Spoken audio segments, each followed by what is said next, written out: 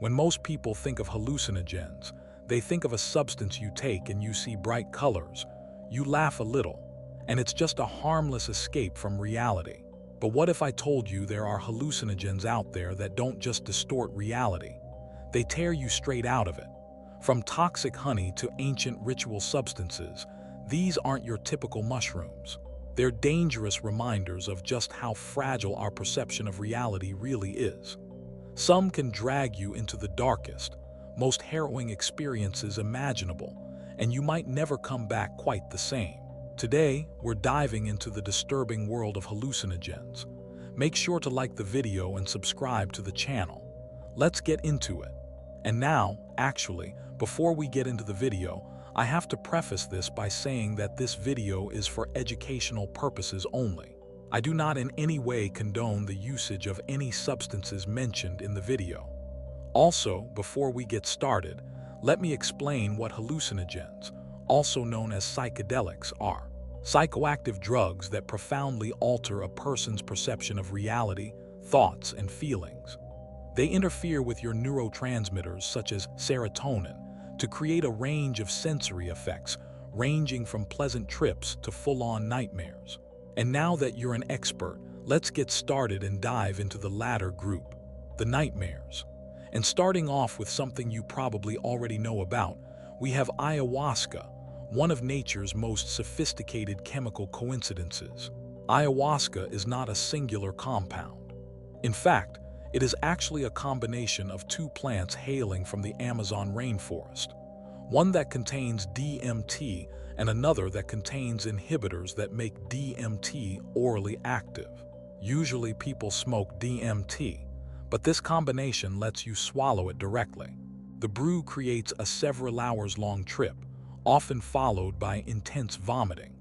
People say that it feels external to their consciousness, as in it does not feel like something that their mind made up, but instead like some sort of vision. This could explain the fervent community behind this drug, who insist that it is a gateway to spirituality.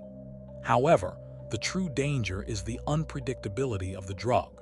For some, it's euphoric and enlightening, and for others, it is a downright nightmare. And the following story is the experience of a user who took an ayahuasca brew. The title reads as follows: Jungle Moment Darkness Eternity, written by Psychedelic Fan. So I wanted a trip, voyage, flight, whatever you want to call it. I am a 21-year-old college student. Acid and shrooms were things of the past when I heard about DMT brew. I researched and read, then researched some more, as I always do, just to make sure. I found a site that sold the ingredients I needed. The first 2 times I tried this, I couldn't hold it down and upchucked all of it before it could settle in. This sucked, leaving me with a sick feeling for the rest of the night. Third time was a charm since I added some Jell-O, which take out the fats that upset my stomach. I boiled it for about an hour in some water with some vinegar. I ended up with a piss yellow brew that was easy to get down. I waited about 20 minutes until I felt it kick in. Light was sensitive to the eyes and very slight movement when concentrating on a certain object. Then I began gulping the tea and chasing with some peach juice. This was the hardest thing for me to ever get down. It tastes so bad to me. After getting all of it down, over about 15 minutes, the nausea began to kick in again. I ran to the bathroom a few times but held it down. I loaded a bowl and smoked some DMT perhaps to help with this, then put in a movie and waited about an hour and a half. 7 p.m. it hit me like a flip of a switch. The floor began moving underneath my coffee table.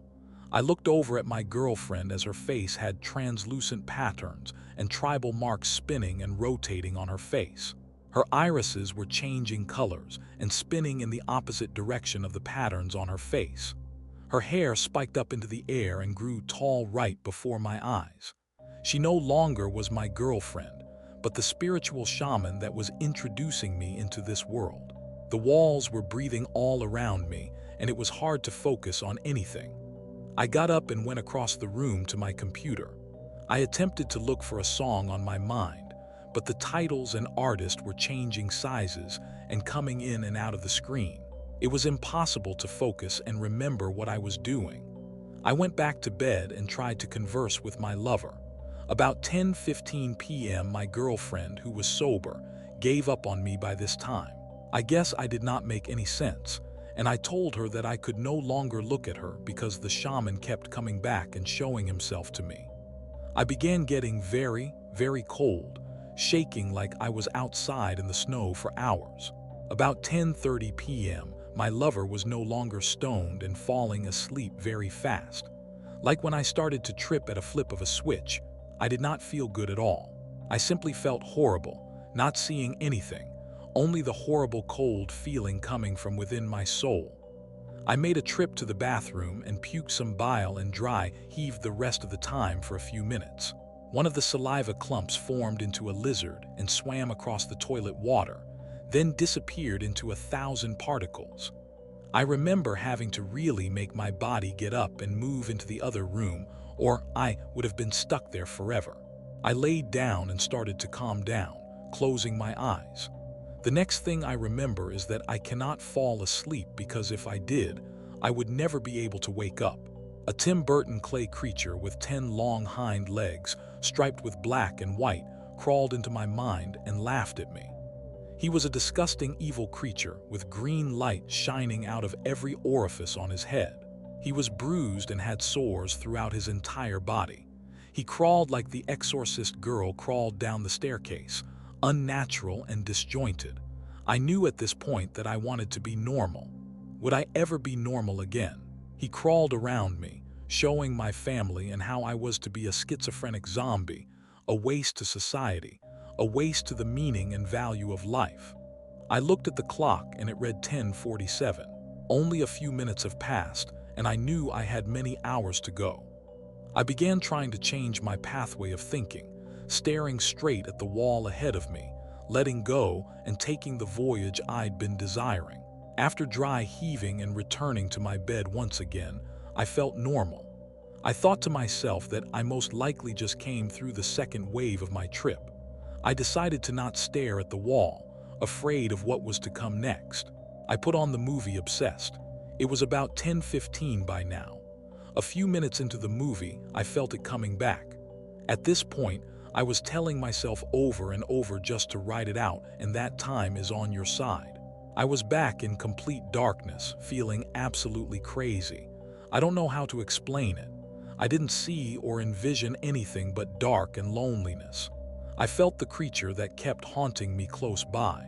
So I stared at the movie and wondered if I would ever feel the same again. And just a quick, I'm just butting in real quick. That is so terrifying to me. I mean, imagine being in the scenario where you're questioning if you'll ever feel like yourself again. To me, that is beyond scary. But anyways, let's continue with the story. 12:26 a.m. I felt paralyzed. I did not want to move, nor did it seem like I could. My eyes no longer could make anything out. Everything around me was blurry. And when I closed them, the darkness slowly approached me again. My girlfriend stretched out her leg and met with the side of my body. I was in a jungle with her now. We were traveling through the lands, searching for something. This was like watching a movie in my head. As we continued through the vast scenery, I followed my lover into a clearing with a very soft fire.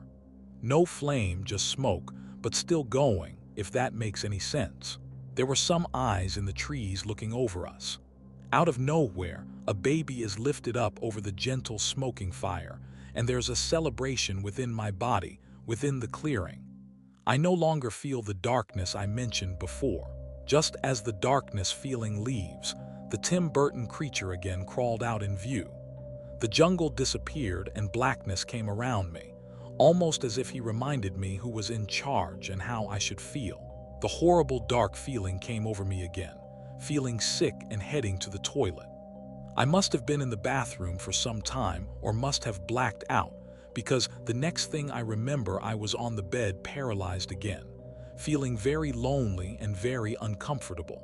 I turned and looked at the clock and it read AM. I felt it come back. At this point, I was getting used to the shuffled mindset, feeling absolutely crazy. My movements were uncontrolled, jerking my head all around every direction I wanted to look. I am surprised I didn't give myself whiplash. My eyes then focused on my cat, Luna. She is a long-haired black cat with some white. I reached out to pet her as she laid on the foot of my bed. Her coat was ashy and gray, ashes floating off into the air as I pet her. She looked so old it freaked me out a bit. Then the sickness hitting me again. I was so tired of throwing up and just wanted this voyage to be over. About 3:30 a.m. after throwing up for the last time, I returned to my bed and noticed some color changes in the movie that had started over by this time. I looked at the clock and it read 3:17. I knew that I was finally starting to come down. Although the dark, lonely feeling continued, it was not as intense. I turned off the television and rolled on my back, looking at the ceiling for some time. It was almost 5 o'clock a.m. now. I was sane enough to go to sleep. I closed my eyes and tried to put all the things I experienced in my memory to share with it in the morning. I woke up about 7:15 a.m. and was still high but not tripping at all. I was so glad I was back to the world I am used to. Conclusion: this was by far the most intense trip I ever had. I did not feel in control at times and frankly crazy. I believe that Mimosa hostilis is not a good vine and will never journey with it again. I have heard that Banisteriopsis copy vine is generally a much more pleasant trip. In this case shows the near-complete breakdown of their consciousness under the influence of a high dose of ayahuasca brew. Their perception of time, self, and their surroundings fell apart in mere minutes and broke down into severe mental hallucinations. The added mix of ayahuasca vine and Syrian rue did not help here. Alone, ayahuasca lets you remain somewhat in control during your trip, but the combination sends them straight into a brutal flood of their mind's visualization of their deepest fears, while still being lucid and aware that they might be trapped there forever. Our next drug is found in plants known for their role in ancient witchcraft, which should tell you what we're dealing with here. Scopolamine is an anticholinergic hallucinogen, which means that it blocks these signals that maintain conscious awareness. Users cannot distinguish between dream and reality. It induces anterograde amnesia, which means the trip is never stored in memory, and you don't remember anything that happens under it, which is obviously very, very risky and very dangerous because you can do things that you don't mean to do and could hurt yourself or others. You take it knowingly or unknowingly. It hits you, and then you wake up hours later. Scariest of all is that you remain fully mobile and conversational, but with no capacity for judgment at all. You are temporarily not a person, just a meat robot until you wake up. Obviously, one of the most common uses of scopolamine is for robbery and assault. It's easy to slip in, and you don't need much to knock someone out. They don't remember anything, and you're completely safe. So that's why people use it to kind of roofie people or rob you. And now we have Colin, an expat who lived in Latin America and creator of the site Expat Chronicles, was curious about the effects of the Colombian devil's breath, just kind of a nickname for scopolamine. So he asked some Colombians he knew and posted some stories he heard to his blog. The following stories are excerpts from that blog, and there's a lot of them. So I'll let you know when each one stops and starts, and they're pretty crazy. Let's get into it. An Irish guy met a girl and they made plans to hang out. He met her and her friends at a bar. He was drinking with them and that's all he remembered. He woke up in his hotel room with nothing in his pockets. He called her and she hung up on him. She called back a few days later saying how insulted she was and that she would never do that. She said he left her and her friends at the bar and she didn't know where he went. He seemed to believe her story. I never saw him again, but I hope he didn't hang out with her again. And then another story reads, I met an AA guy whose tipping point came in Medellin after partying in a brothel and waking up the next day in a rundown motel with no money and no clothes. He tried to leave, but the motel staff told him he had to pay for the room. They didn't care about his story. He had no recollection of what happened. I found a Reuters story about a Colombian woman who was found wandering topless in Bogotá asking about her baby. Police believe an infant trafficking gang was responsible. The story's no longer on the Reuters site. I emailed Philip Stewart on Reuters, the name on the byline, to ask if he wrote the story. His reply: "I met that poor woman years ago and never forgot it. Yes, I wrote that." A Canadian traveler told me a story from Medellin's Park Liras. He and a friend were drinking beer with a couple Colombians they met. Once drunk, his friend was put in the back of a cop car while breaking up a fight. The friend confirmed to our Canadian traveler that he saw him get into a Mercedes with the two Colombians they were drinking with. He woke up the next day in a hostel broke. A Colombian doctor confirmed the symptoms of having taken scopolamine. Of course, there's feedback from the Mick who spent 20-plus alcoholic years in Bogotá. There's a horrible prostitution and drug zone near 7 de Agosto. He says that he hates those people because they always gave him scopolamine. He says he's been drugged at least 30 times. He took some heavy losses, but believes scopolamine didn't affect him as much because he was such an extreme alcoholic and drug user. The first time the Mick was scoped came soon after having a baby with his first ex. He was on a road trip with a friend when they stopped for lunch and a drink. They dropped the baby off at a daycare and started pounding beer. They hopped into a taxi and the Mick clearly remembers his friend saying, "Everything's gone white. It's like we're in heaven." Then the Mick fell under the spell. Then they think they drugged him. The taxi driver kicked them out of the cab. The Mick was crawling in the street at one point, crawling under a bus. They remembered the baby and made it back to the daycare. They were stumbling while carrying the baby and eventually made a scene in front of the police. The Mick woke up in the British embassy. Another time he was drinking heavy and hard in the Bogotá streets, bouncing around various street crowds. Then he was kissing some girl. Then he woke up in his apartment wrapped in a blanket. The apartment was cleared out. He went to the police station naked. He learned the next day they rented a van to clear him out. Taken together, all of these stories paint a very, very grim picture of the misuse of scopolamine. There's no pleasure. There's no trip, but it's still technically a hallucinogen, but you wake up in horror in a desperate situation with no recollection of the past. And now, before we move on to the next substance, I will read another story of scopolamine. And this one is more like the first story where, they have more of a timeline of what happens. And this is terrifying.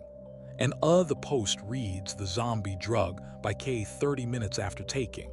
Onset of peripheral anticholinergic symptoms. For example, dry mouth, blurred vision, dilated pupils, hyperpyrexia, red hands and heat and flushed face. Some noticeable ataxia and poor sentence construction. An hour after taking. Definite delirium setting in. Substantial decrease of muscle tone resulting in clumsy walking, much banging into walls and stumbling over nothing whatsoever. Heart rate is very fast. 2 hours after taking. Muscles almost completely relaxed so that walking is now impossible. Can barely crawl. However, forehead feels feverish. Hearing is impaired. Pupils are monstrously dilated. Colors are very rich and bright, as with cannabis intoxication. Visual perception resolution is poor. Text appears blurry no matter how hard subject squints or concentrates. Depth perception is severely impaired, making it impossible to appropriately reach for even nearby objects without over or underreaching. 3 hours after taking, the walls are breathing. Objects are swirling about and taking on living forms, making for a generally nightmarish scenario. Subject has no insight whatsoever. These are real hallucinations, unlike the fanciful visions and distortions that one obtains on more psychedelic drugs. Terrifying. 4 hours and onwards. Muscles are so weak that even lifting a finger seems to take superhuman strength. Subject feels an oppressive force pinning him down on the bed, paralyzing him. Visual field is completely obscured by various living forms and blurry splotches. Throat is parched. Tongue feels sandy. Subject does not know where he is, does not know whether he is even awake or dreaming, does not know who he is, does not know why he feels so shitty, etc. That is so scary to me. Subject pledges his soul to the demon who is sitting on him in exchange for a refreshing drink of water. The demon takes his soul, doesn't provide the agreed upon water. Subject resigns himself to eternal damnation. 16 hours plus. Subject finds himself at work utterly perplexed. He realizes that he is in the middle of a conversation with someone, asks for that person to repeat what was just said, somehow manages to handle everything at work without stirring too much suspicion, vaguely recalls waking up in the morning midway down the basement stairs. Luckily, no injuries other than bruises. Later that day, subject is shocked to discover that he has completed a sizable amount of rather demanding paperwork earlier in the workday, with no recollection of even being delegated this task because of blurry vision. Reading is somewhat difficult. Plus 20 hours. Subject comes home, sees a bowl of cooked rice sitting in the refrigerator, does not recall ever cooking rice, also finds a toothbrush and some floss. Most of it is pulled out and then wrapped around the dispenser on his nightstand, and even a remote control in the bathroom. Pupils are still hugely dilated. Subject has paranoid ideation about various entities lurking throughout his house, sees fleeting creatures in his peripheral vision. Plus 48 hours. Subject's memory and sanity are more or less back to normal, but he is deeply shaken and full of regret for ever thinking of experimenting with an anticholinergic delirant. Moral of the story: don't do scopolamine. It is not a psychedelic mind-opening drug. Instead, it will make you a zombie. So guys, make sure to always watch your drinks, especially in Colombia, because this, you can barely even call this a hallucinogen because it really is so terrifying. It's just nothing like, psilocybin mushrooms, more like a psychedelic trip. This is full-on paralysis where someone can easily take advantage of you and you feel like you're in hell. There's nothing more scary than that. And anyways, on to our next drug, which is ibogaine. Extracted from a shrub native to Central Africa, used by the native tribes for centuries in their rituals. Ibogaine is special. It acts simultaneously on serotonin, dopamine, NMDA, and the opioid receptors, which is rare. Unlike classic psychedelics, for example LSD, where you can kind of tell that you're tripping, ibogaine produces a waking dream that feels more like living through a memory rather than your imagination going haywire. Many report entering a neutral observer state where time doesn't seem to pass, while their mind replays entire sections of their life. The trip can last over 24 hours, with psychological dissections coming in waves.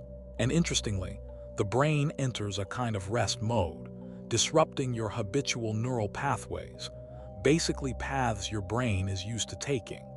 And this explains its use in addiction therapy, where there have been proven results of ibogaine stopping addiction symptoms.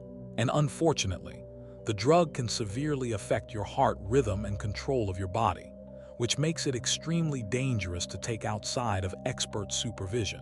And now, let's get into a first-hand account of a user, Penny Scout. The title of his post is "Not for Everyone, Ibogaine," and the post reads as follows. I am a female aged 29 and Satabogi and treatment were in September 2010 in Mexico. It was a very difficult experience for me, and it has taken me a full year to be able to write about it. For many months afterward, I was still experiencing the effects and unsure of the ultimate outcome. And then I was simply avoiding thinking about it because it was so upsetting. In fact, you'll have to forgive my typos because reading through this too many times is hard for me. However, there are many more details I've left out, and I'm happy to answer further questions. And I especially interested in hearing from other people who had similar negative experiences or side effects, or did not get what they promised or expected from taking ibogaine.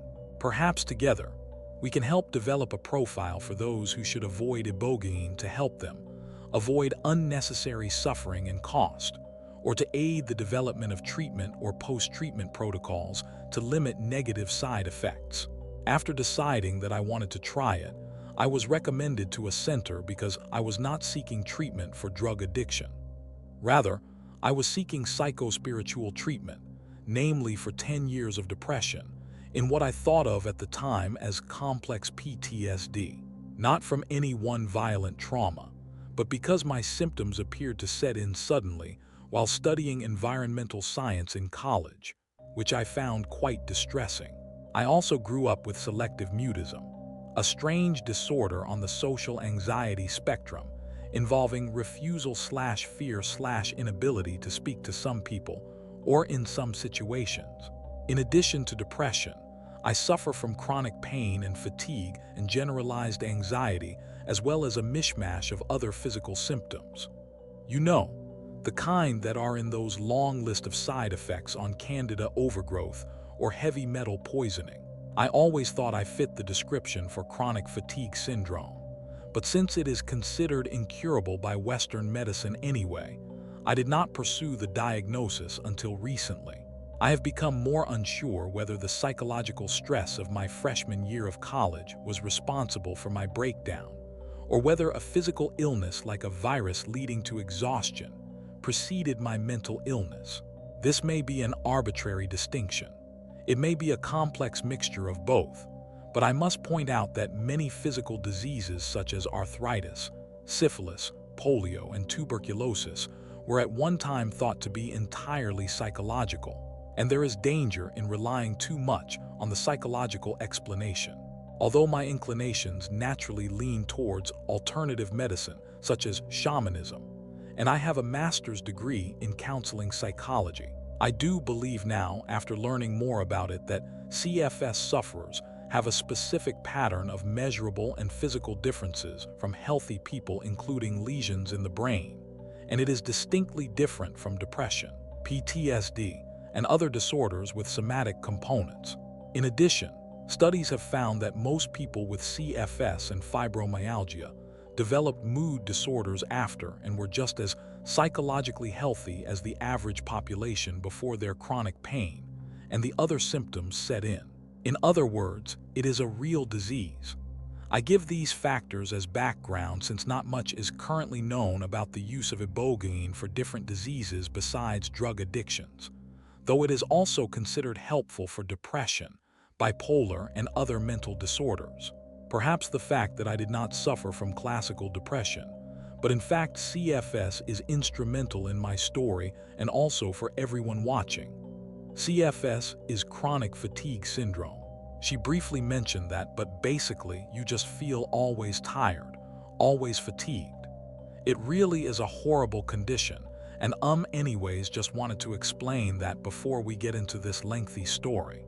And anyways, let's get into it.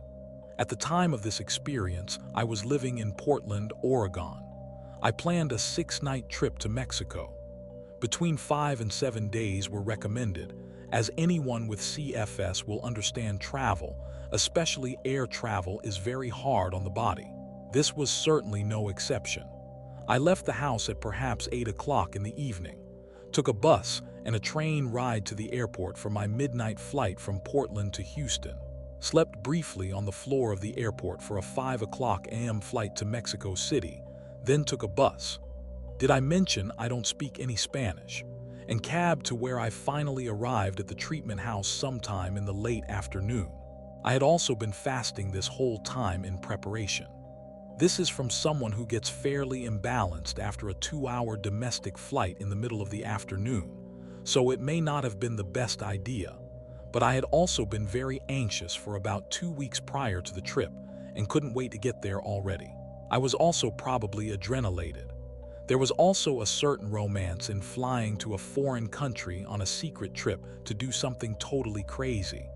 At the treatment house, everyone was very friendly and welcoming. I met my provider's cousin, who was lounging on the couch in bliss, having just received a session a few days prior for depression and nicotine addiction. This made me very hopeful.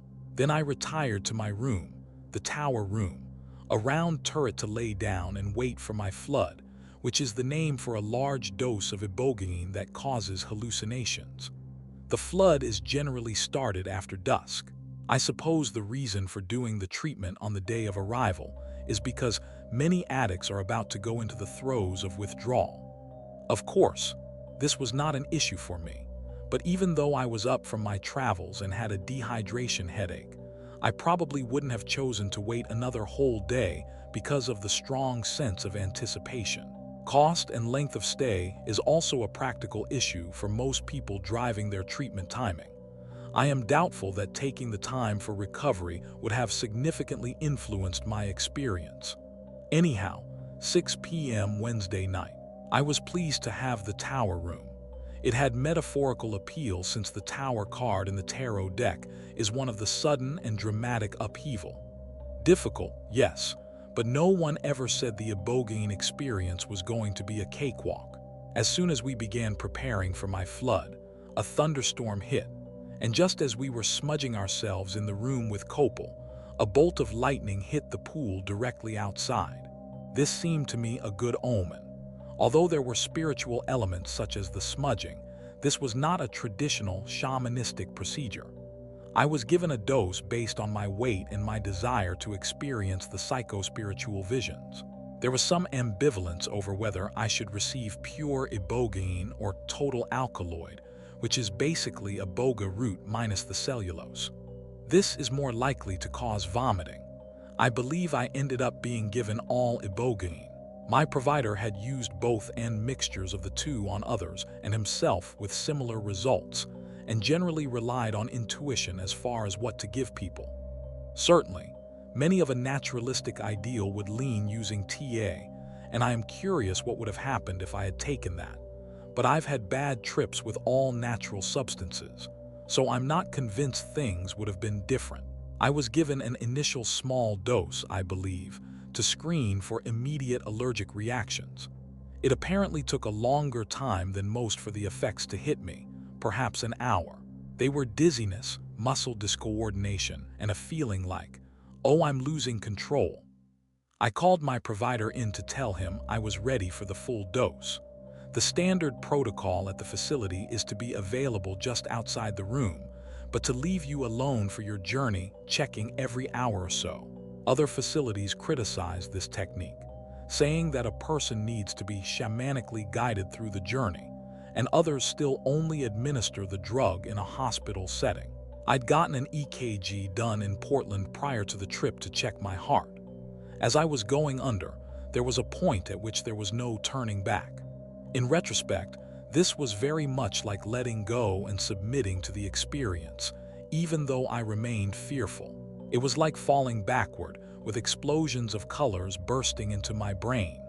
Shortly after that, religious imagery floated through my field of vision. Things like the Buddha, the Virgin Mary, and faces of cats, lions, and tigers have a special meaning to me as a sort of totem animal.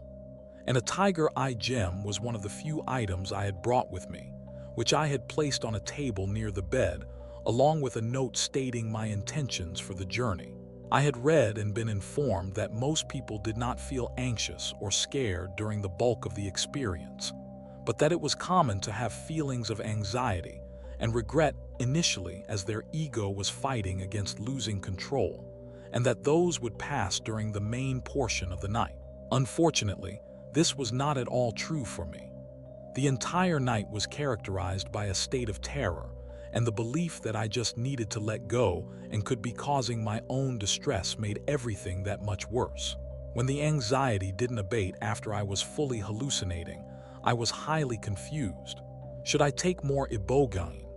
My provider liked to leave this up to his own intuition and that of the patient, so I ended up taking a little more. But when the hallucinations hit in full force, even with my eyes open, and I could not stand the idea of taking more, I was still concerned.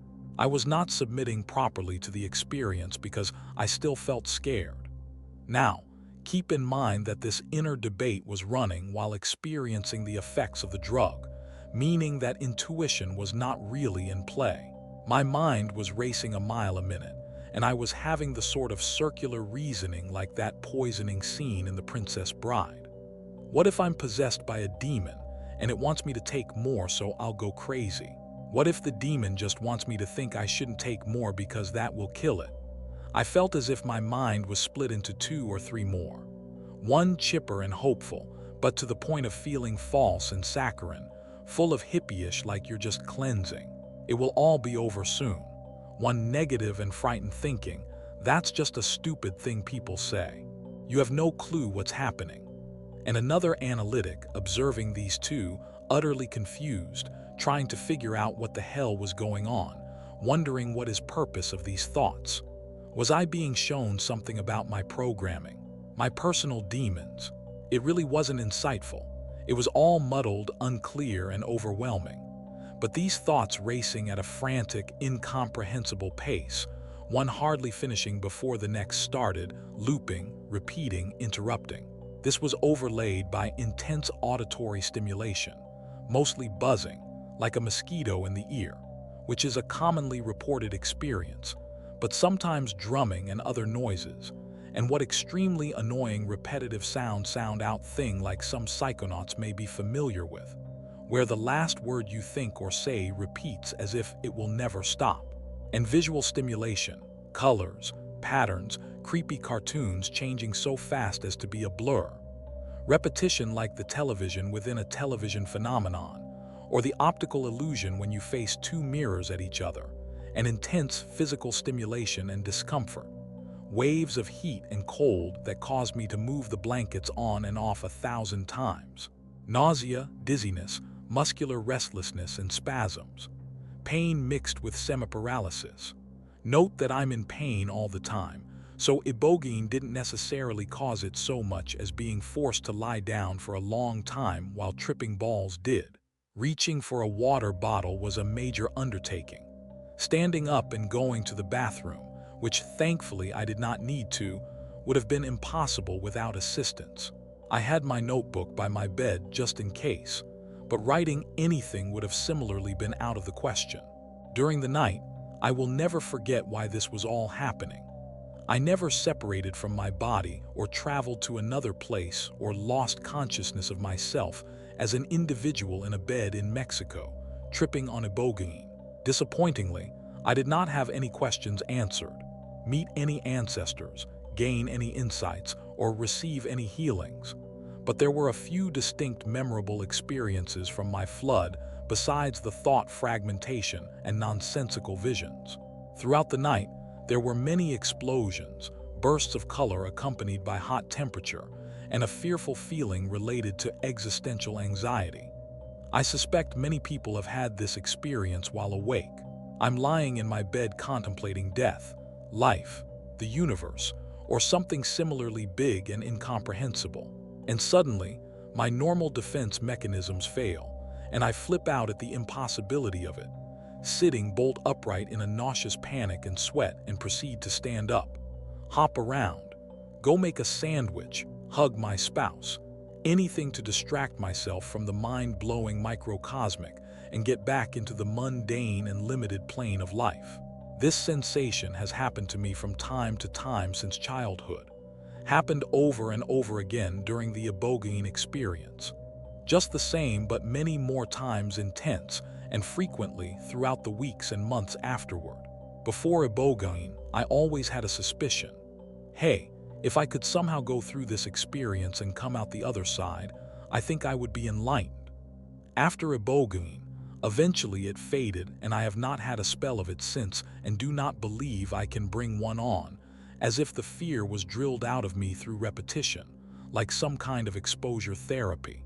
It's not that I understand anything now or feel comfortable with my existence. It's just, yeah, whatever. Like, if you've lived in grizzly bear country long enough, your heart would no longer race when encountering one. Similarly, during the flood, I also experienced something along the lines of eternity. For the last 10 years or so, I have seen a pulsing violent flame behind my eyes when relaxed, such as during meditation or receiving massage. I saw that light during parts of the flood, accompanied by sort of sensation that it now is all there is and ever will be. And not an enlightened Eckhart Tolle kind of way, but a hellish, disturbing, no way out kind of way. If you ever, when you were a kid, thought heaven sounded kind of boring, you know sort of what I mean.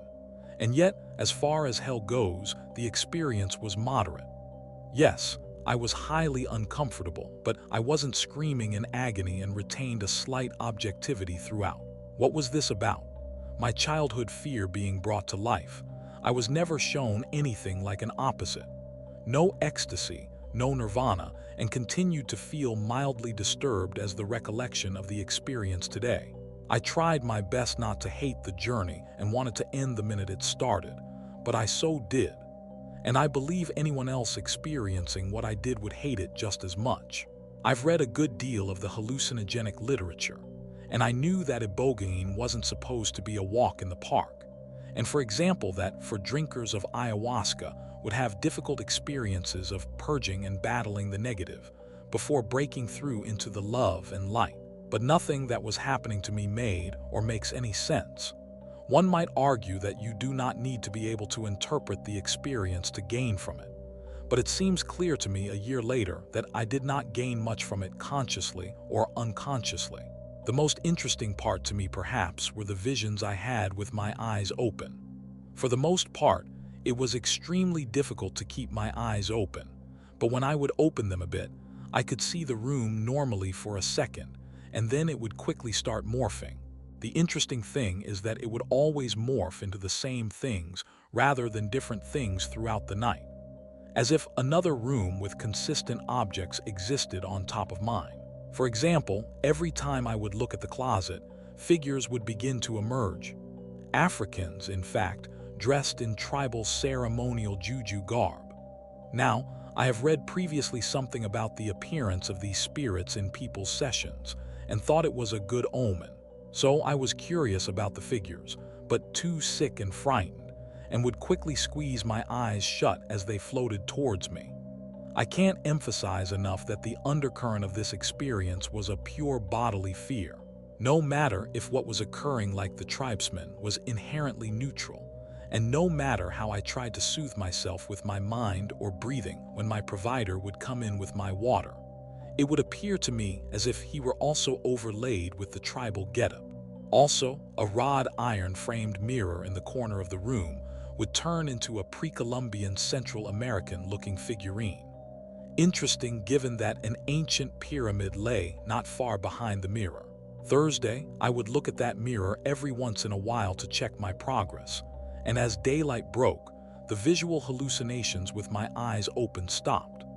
I remained much too dizzy to move or keep them open, however, and spent the entire next day and night in bed with the cartoonish hypnagogic nonsense racing through my brain, exhausting and annoying me. It felt like it was slowing down, but intermittently slowly, like radioactive decay. Oh, how very much I just wanted it to stop. I don't remember having much of any conversation. However, I could at this point wobble myself to the bathroom. On this day, I experienced no open-eyed hallucinations except tracers. Thursday night, I fell asleep the second night, which is unusual. Most people cannot sleep for a few days after treatment, and I woke up sometime in the middle of the night in a panic. My body stabbed with pain, heart racing. I was already in a lot of pain from being in bed for so long. And even normally, I often get sore and my muscles tighten up while I'm sleeping, meaning the first deep breath I take when awakening can cause sudden stabbing pain in my back/chest. This sudden pain sensation, enhanced by being high and in combination with all the other side effects, was a terribly confusing and disorienting way to wake up like a shock to the soul. My heart raced out of control, and I experienced some of the worst panic yet. I called to my provider, who said he had never seen someone react fearfully at this stage, which only freaked me out more. However, he moved into my room to sleep on the floor, and that calmed me down quite a bit. The visions/hallucinations of the second night were much like fever-induced ones I'd experienced throughout my life, being mixed up about my body and identity. For example, associating physical positions of my body with different numbers. Another side effect is that throughout the whole experience, I had wiggled and rocked in my bed and continued to wiggle and rock my legs and hips constantly for about 1 week afterward.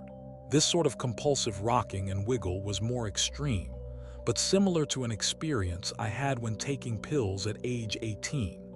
Each day, My provider kept telling me tomorrow I'd be clear-headed and happier than I had ever been in my life, and I hoped fervently for such an outcome. Alas, it was never to come. Friday, I was depressed, frightened, and cried at some in disappointment that my body had not been healed. But by Friday morning, I felt ready to eat some fruit, and by afternoon, I was ready to come downstairs. I was still dizzy, but sick to death of that bed. Actually, I remained dizzy for months afterward, with the severity of the dizziness fading slowly over time, until eventually it was only perceptible at certain times, like when my eyes closed or early in the morning, and then not at all. And when I say dizzy, what I really mean is not a lack of balance, but a sort of jumping of tracking of the eyes and a sensation of movement as if floating in a river. That way you might feel after stepping off a day on a boat, just never feeling still. It is not a very restful sensation. At this point, I experienced no more visions of hypnagogic images with my eyes closed, only endless racing thoughts. I went outdoors and laid in the sun. I found that I was not able to read books. Although I could read the words, I could not comprehend sentences. They would just float through and not coalesce and stick in my brain. I was able to write, although my hand was weak and I had difficulty focusing my vision. The first thing I wrote was, "Today was my third day on ibogaine. I feel awful, same as before. Depressed, anxious, so much pain. It is hard for me to put this in writing. Afraid I'll solidify it somehow. So many fears, irritation, and anger at the pain. Afraid it will never stop. Afraid it will never stop because of my fear it will never stop. Afraid that because I can't be detached observers for some reason I am doomed. I'm afraid I'm possessed by something that is beyond my willpower to overcome, even if that demon is only my fear. I feel lost in fear, drowning in a sea of fear, encased in a layer cake of fear. Maybe I did it wrong. Maybe I should take more of ibogaine. But there is the other side too. The side that says that doesn't make sense. If there was only fear in my life and not hope, why would I be here in the first place? Why would I come here? Why would I ever keep trying to be well? I feel the same as before. Do I feel the same as before? I'm afraid I won't feel good tomorrow. I guess I can't really anticipate the future because all I have is now anyway. Why even try to imagine it, good or bad? This is one of those layers I get trapped in because how do I come to that conclusion in a non-judgmental way? Maybe as long as I don't say should think or shouldn't think.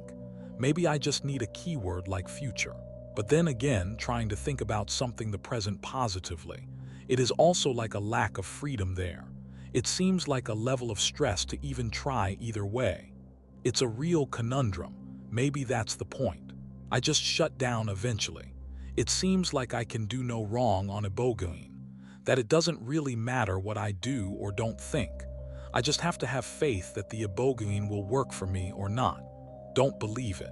I will see for myself eventually. Wow.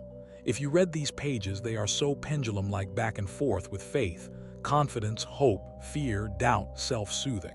It is soothing to my mind to know it is not all endless negative thoughts. It that only soothing because I judge my mind though. I don't want to think any more about these things. I don't even care if I know the answers. I just want to be happy. Anyhow, writing seems to be feeling good right now. It seems to help. I think there is that doubt where I don't really know what I think, or the preferences I have are just barely. As you can see, my thoughts are very distressed.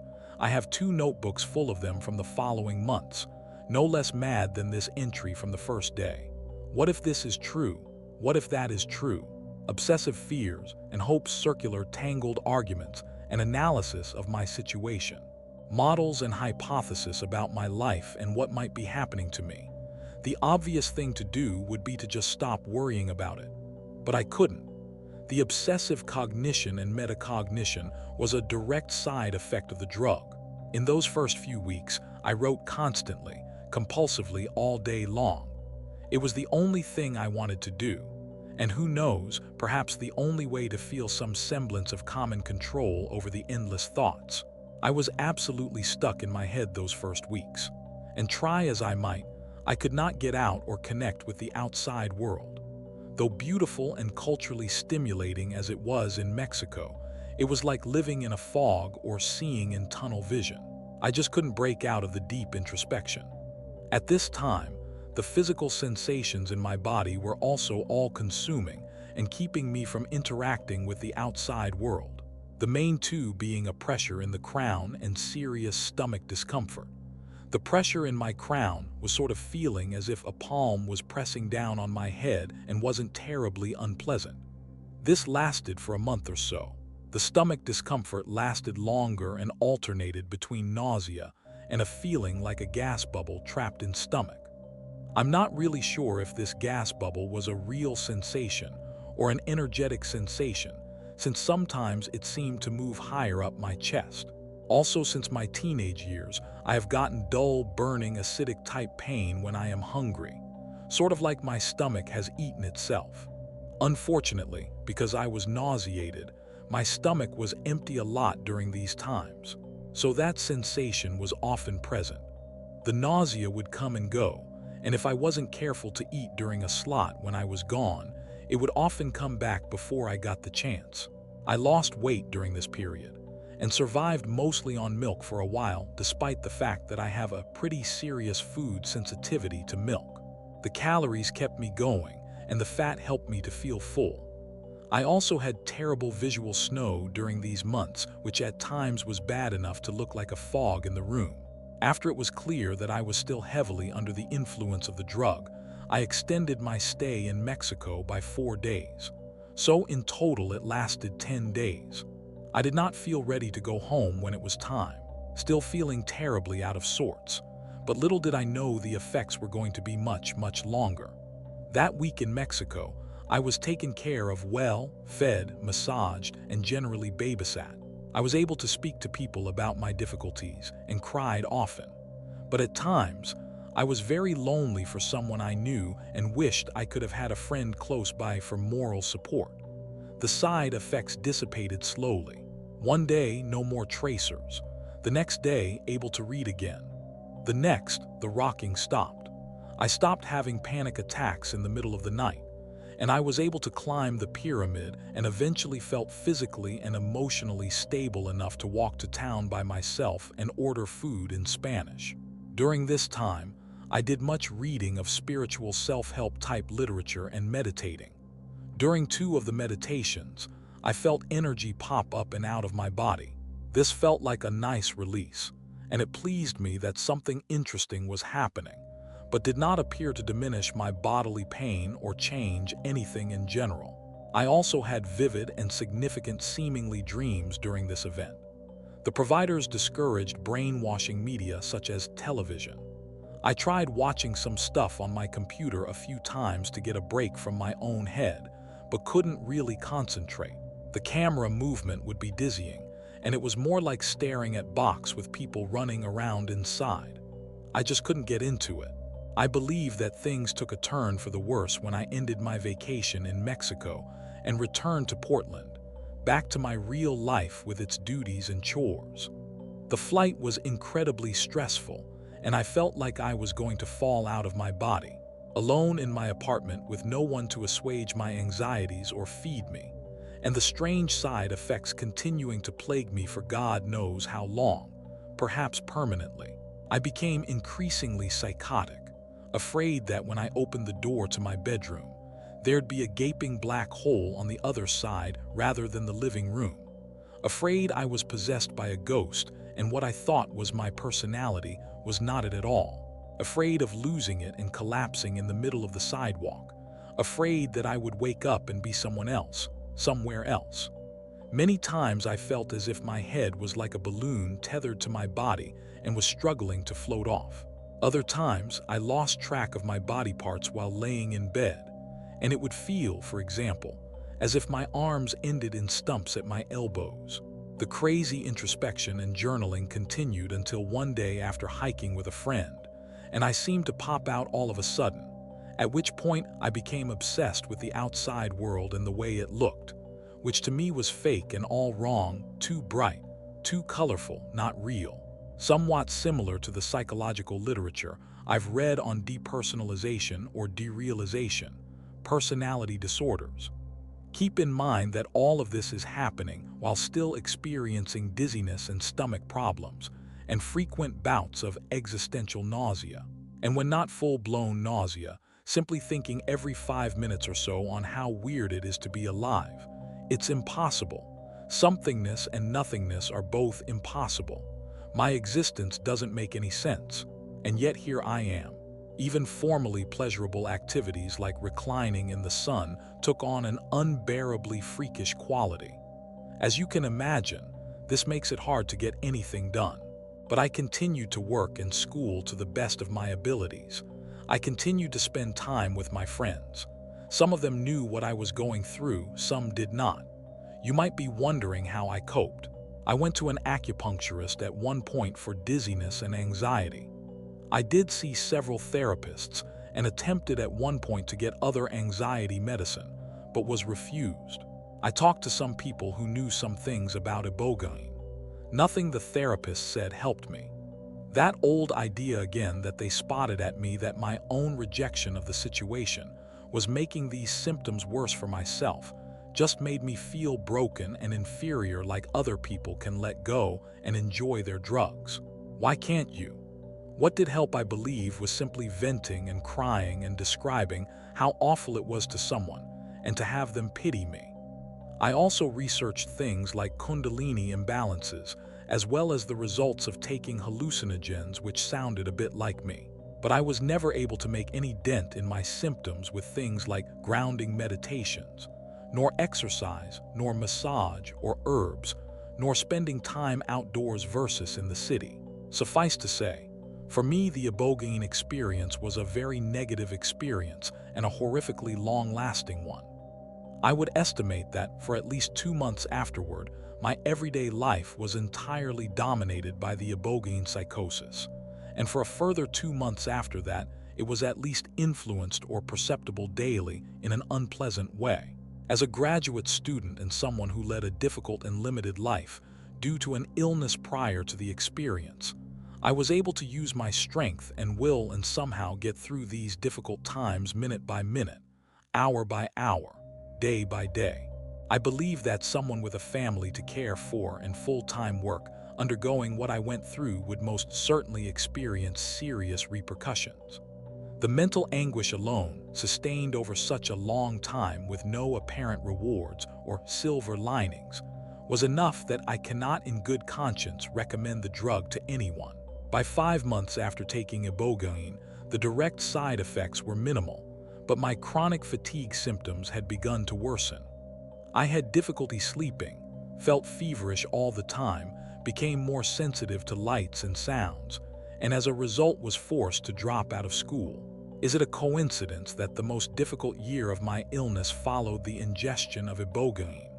It could be. But it is also reasonable to believe that the long-term stress of those months, the constant psychological turmoil and poor diet exacerbated these increased health problems. New age types might argue for the healing crisis, but all I know is that my CFS is still going strong. And the only thing that got me back to an average amount of sickness, such as I had prior to ingesting ibogaine, was 7 months of neuropathic medical care and trial and error of various pharmaceutical drugs. So many questions remain. What is it about me, my genetics or physical health or psychology, that my experience was so bad? Am I just stubborn, resistant? Can I not learn my lesson as some suggest? Why did the high last so long? Does it store somehow? And did it take the drug itself that long to fully detox from my body? Or did it change me in some way that took long to go back to normal? People who have had beneficial experiences with ibogaine also report feeling under its influence for several months. Some of the side effects, like slight alterations in the visual perception of patterns, the way cars shine too hyperrealistically after rainstorm, and tendency, while doing my daily chores, think life what the remain to this day. It is as if it installed a tendency to slip into awareness of the present moment in me. But I find the present moment distasteful and weird. Far from being a peace and love fest, the sensation is more one wrinkling your nose at a pile of dog poo or of suspicion. as if this being a live thing is all some sort of strange joke. I recently had the unfortunate accidental opportunity to experience a THC overdose for the second time in my life, and was surprised at how extremely similar it was to the ibogaine experience. The similarities were a sudden, "Oh, I'm really getting high" panic near the beginning of the experience, followed by being totally floored, unable to do anything but lay down with my eyes closed and fast visual imagery and fast, fragmented, repetitive thoughts consisting of noticeably positive and negative thoughts, and a third train of thought analyzing what is happening, trying to figure out what it all means, desperately hoping there's some kind of spiritual message or healing going on, some method to the madness. This was accompanied by temperature changes, only heat in this case, no cold and wiggling, especially of the legs. Also, lots of arm movement accompanied by lots of moaning and groaning. Pretty sure I was silent during ibogaine, but I may have been restricting myself due to the presence of strangers. I fell asleep in this state and kept exploding back into my body when I woke. Confusingly, much like the disorientation of waking up while on ibogaine. Also, even after the initial flood faded by 12 hours, the slight uncomfortable high and noticeably different, an annoying metacognitive thought process lasted for many days afterward, accompanied by a pressure in the crown of the head and lack of appetite. Basically, a mini ibogaine trip. Also, a few times in the month following ibogaine, I attempted to drink a beer and became extra dizzy. This always happened to me in the past while ingesting alcohol and THC together. What do pot and ibogaine have in common? Why do our responses so negatively to both? That slightly anxious and irritating judgmental hyper-introspectiveness happens even with a few puffs of a joint and isn't unique to overdose. Why do they both affect me for so long? Is my body super sensitive or unable to properly detox? Like all difficult life experiences, taking ibogaine was a learning experience and interesting in that regard. However, I regret taking ibogaine, and I especially regret spending something like $4,000 to take it, $3,000 for the treatment, and another $1,000 on travel. I really wish the facility had refunded my money after I told them that the drug not only did not help me but caused me substantial suffering and life disruption. I do not think ibogaine should be illegal, and I know that people will continue to seek it out regardless of my report, and that it will continue to help some of them. But I feel that there is much more to learn about the proper administration of this drug. Wow, that was a long one and very scary. I mean, I can't imagine taking any substance and then suffering from it for months after. That must be such a terrible experience, and I can only feel for the op. And there's a reason why ibogaine, which is supposed to be a non-addictive or in fact anti-addictive, is banned in major countries. The side effects of hallucinogens aren't just nausea and dizziness. They can be far worse, like this person. It can affect you psychologically, which isn't so easy to cure as a fever. Even worse, they spent thousands of dollars to effectively hurt themselves in the name of treatment, even in a facility with experts who were supposed to know how to properly dose the drug. Just remember that there's a reason why drug agencies like the FDA are so strict. Ibogaine is so harmful that in the US, it is even banned for medical usage. And next up is one of the strongest drugs on this list, and in general ever, and I have talked about it in my past Deliriant video. But you guys seem to love this drug and the stories around it, and we are talking about salvia. Salvia is an extremely potent. Mere micrograms can trigger a full dissociative episode roughly 10 minutes long. And unlike ibogaine, it bypasses the serotonin pathways entirely and interacts directly with the neural circuits associated with pain, fear, and body perception. It is also known as the reality splitter, as users report an overwhelming sense of dimensional collapse, as they can no longer distinguish themselves from the environment and vice versa. And when it hits instantly. You can't tell that you're about to start tripping. Your consciousness dissolves before you can even comprehend it. Motor control disappears while your mind dives in and out of reality. The drug doesn't really do much to your body. Instead, it wages war on your brain, leaving you psychologically jarred and confused. Now, we're going to listen to an account of this horrific experience. Are you ready? Insanity and Sinewy Vibrating Meat Machines. Salvia by Miss Kin. And the post and story reads as follows. I tried salvia for the first time. Background. My past experience with drugs has been moderate, having smoked pot semi-regularly as a teenager and on a few occasions in the past several years, and having done mushrooms a few times. The last time the trip was pretty powerful, both mentally looking at my life from a new perspective and physically feeling that I was becoming one with objects compared to the more body highs I had experienced on mushrooms as a teenager. But I was still completely conscious of what was going on the whole time. Based on my experience with mushrooms and pot, knowing people who have done a lot of LSD, and having read a lot about salvia and other hallucinogens, I thought I was prepared to do salvia. Prior to going to purchase it, my wife, her friend, and I watched videos online of people smoking it, and they ranged from people laughing uncontrollably to babbling unintelligibly to lucidly describing experiences that sounded similar to what I remembered from mushrooms. Thus, I expected an experience similar to mushrooms in which I would remain conscious and in control. And now onto the experience. I wanted to do it outdoors rather than in some dim room surrounded by clutter. But the meadow we wanted to use had people picnicking in it. So, our backup plan was in the woods next to the meadow. We sat on a moss-covered log and I put a pinch of salvia into a pipe. I didn't know exactly how much to smoke, but this seemed like a reasonably safe amount. I took the hit, and within 5 to 10 seconds, I felt a high coming on very quickly. I said, "There's definitely something happening here." The next thing I knew, I was emerging from what must have been a momentary state of unconsciousness. I regained sight, but reality seemed to be vibrating back and forth on an axis around me, so that my consciousness was being pulled down and to the right while I was trying to lift my head up and to the left and struggling to focus on the reality and not lose control. Reality felt very meaty and sinewy, and I felt like I was hanging from reality by a sinewy thread, and that if that thread broke, I would never recover and would simply go insane. For a few minutes, the experience was extremely unpleasant, disturbing, and terrifying. I don't know how to describe in words the terror I experienced, especially now that it's hours later and I'm completely clear-headed.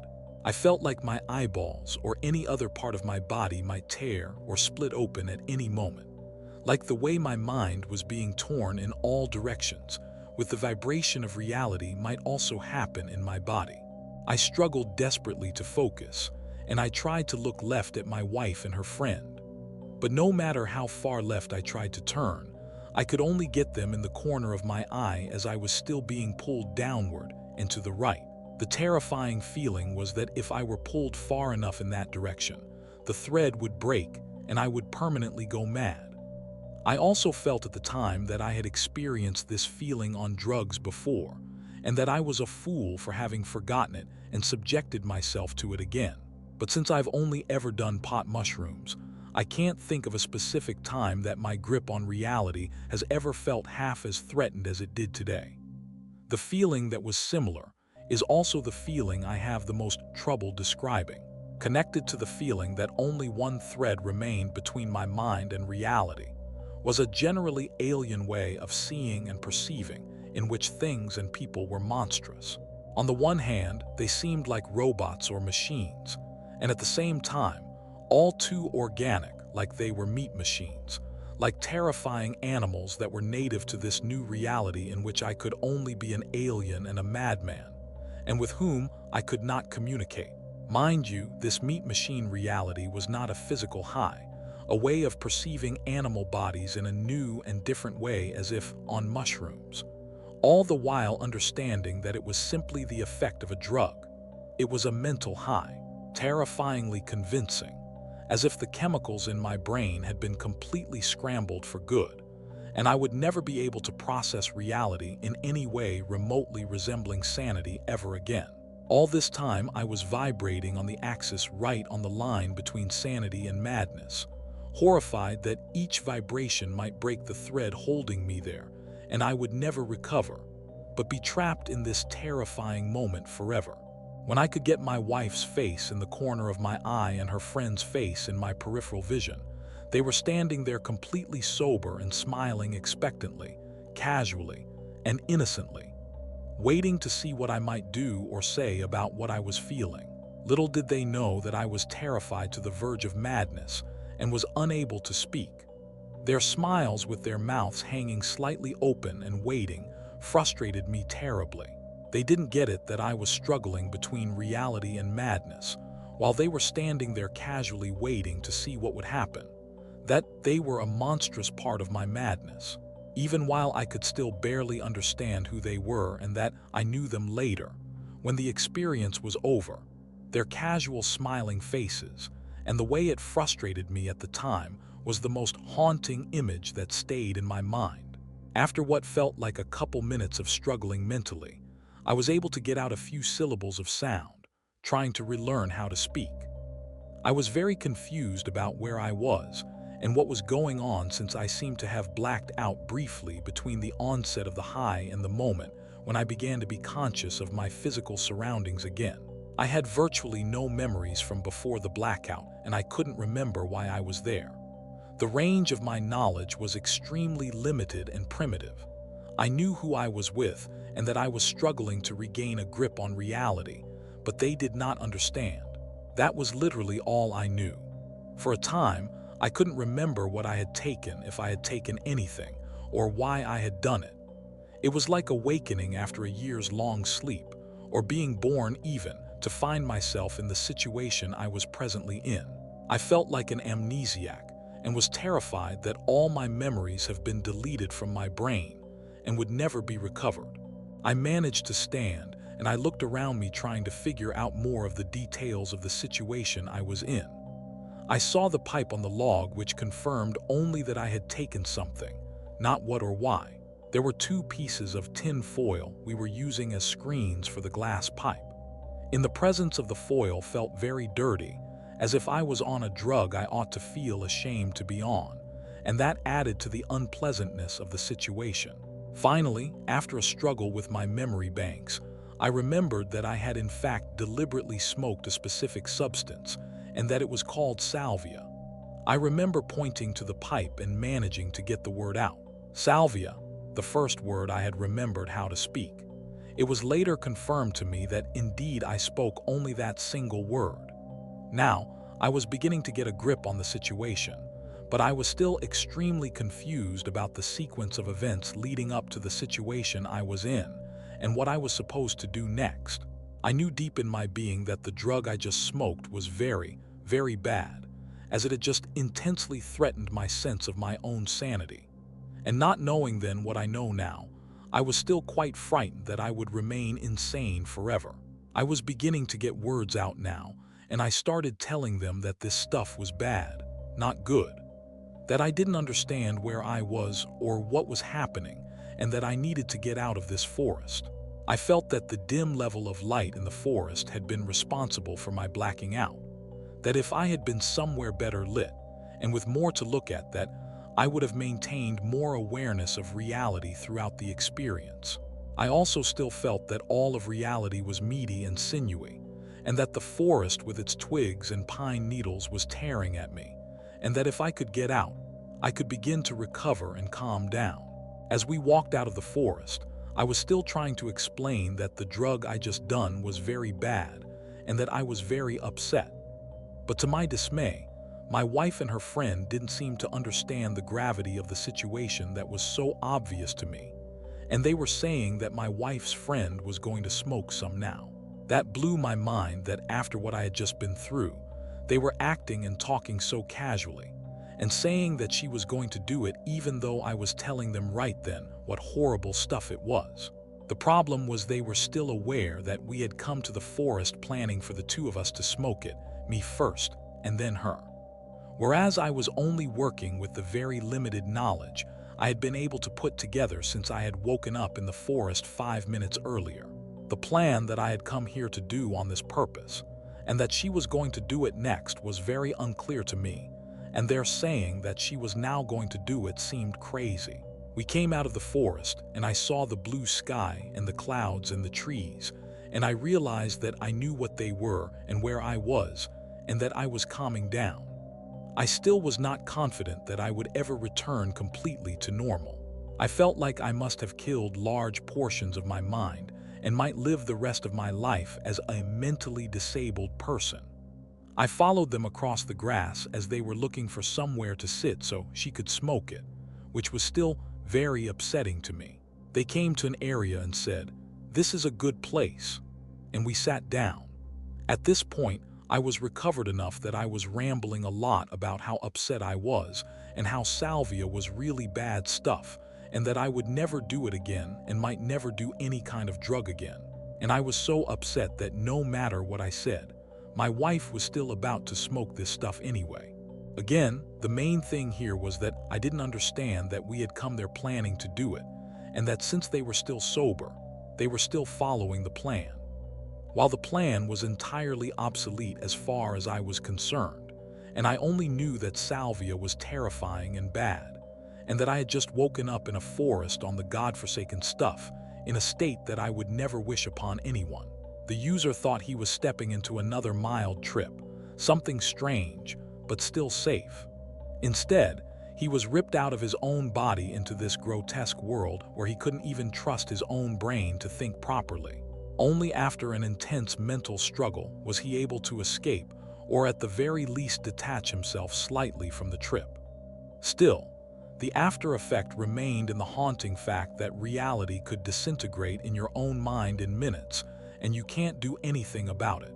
So terrifying. And that's the end of our stories today. I hope you enjoyed listening to them and never want to try anything we talked about today. I definitely won't be. And hopefully this is, educational for you so you can think before you partake. And keep in mind, while some of them may sound like made-up stories, they aren't. Hallucinogens are no joke, and every substance should be treated with the utmost respect. And do thorough research before you do anything, if this didn't sway your opinion on it at all. And what's most terrifying is not the physical damage to your body like in other hard drugs. It's the psychological impact that affects every part of your day and night, leaving you with no escape, even in sleep, which truly is just a nightmare for me to imagine. And if you decide to try them, make sure you're with someone you trust. Or just better yet, don't. Just don't try them. Thanks for watching. Please like the video and subscribe to the channel and stay safe. And this was Creepy McGee, and I'll see you next time. Bye.